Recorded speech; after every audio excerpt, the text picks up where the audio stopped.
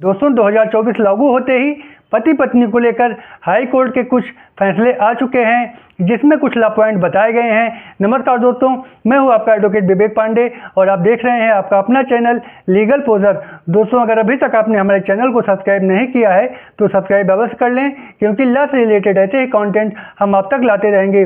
पहला है दोस्तों कि अब अगर आप मोबाइल से अपनी गर्लफ्रेंड या पत्नी की कॉल रिकॉर्डिंग करते हैं तो आईटी एक्ट के नियमानुसार इसे प्राइवेसी का उल्लंघन माना जाएगा और उसमें 2 साल की सजा का प्रावधान भी किया गया है।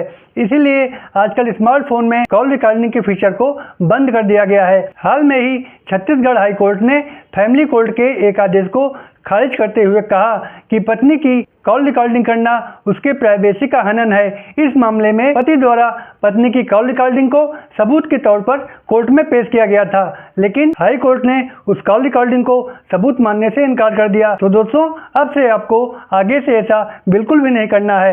अगला है दोस्तों कि दिल्ली हाई कोर्ट ने एक मामले में कहा है कि अगर पत्नी पति को पब्लिकली परेशान करती है, अपमानित करती है, तो ऐसा करना एक मानसिक क्रूरता में आता है। पत्नी की याचिका को खारिज करते हुए कहा कि पति की मर्दानगी पर भी आरोप लगाना एक मानसिक क्रूरता है और ये बातें तलाक का आधार भी होंगी। ऐसे ही एक और मामले में पति का आरोप था कि मेरी पत्नी चूड़ियां तोड़ती है, सिंदूर भी मिटा देती है, जब भी मैं बीमार होता हूं तो चिक चिक करती है और विधवा होने जैसा नाटक भी करती है।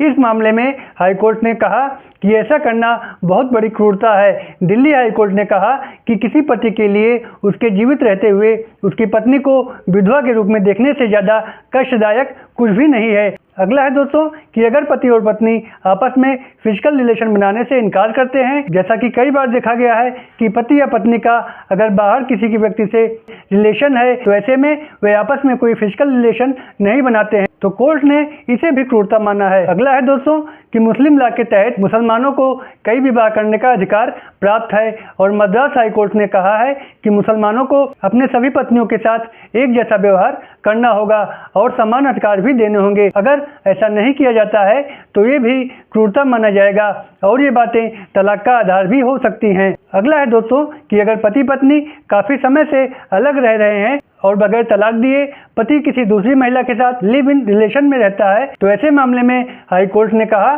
कि ये किसी भी क्रूरता के अपराध में नहीं आता। अगला है दोस्तों कि बॉम्बे हाई कोर्ट ने अभी हाल में ही एक फैसला सुनाते हुए कहा है कि अगर पति दूसरा विवाह करता है और विवाह के बाद अगर उसकी दूसरी पत्नी से भी नहीं बनती है और उसकी दूसरी पत्नी भी उसे छोड़कर चली जाती है, तो ऐसे में उसे अपनी दूसरी पत्नी को भी मेंटेनेंस यानी गुजारा भत्ता देना पड़ेगा।